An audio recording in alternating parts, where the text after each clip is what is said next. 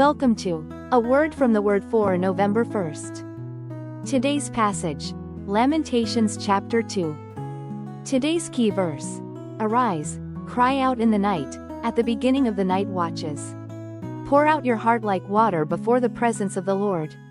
Lift your hands to him for the lives of your children, who faint for hunger at the head of every street.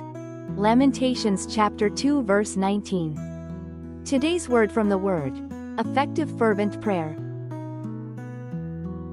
When our hearts are right with God, our prayers can be a force to be reckoned with. This type of prayer rises from a heart that pours itself out before God, seeking His presence and power in life's darkest moments. Lamentations 2:19 reminds us that our deepest prayers should be urgent, persistent, heartfelt, and full of faith.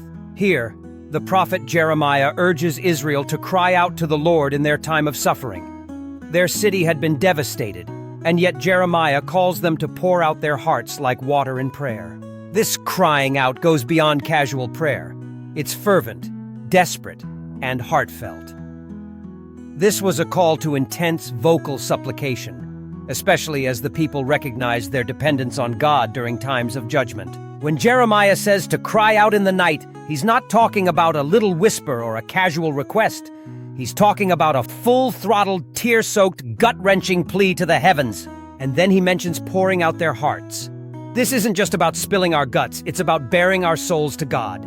Giving Him everything, the highs, the lows, the fears, and the hopes, without holding back or trying to control the outcome. Lifting their hands in prayer wasn't just a physical gesture. It was a symbol of surrender, adoration, and dependence on God. It was like saying, Lord, I'm all in. I give you everything.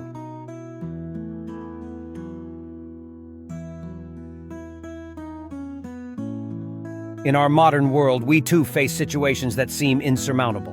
Whether it's personal trials, relational challenges, or even societal pressures, God invites us to respond in the same way, by crying out in fervent prayer.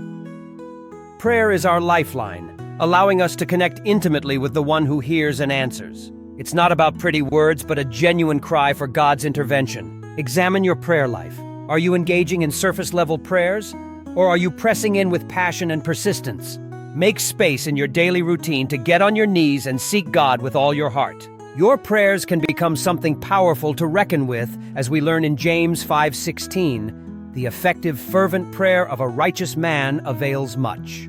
May the Lord stir within you a hunger for effective, fervent prayer.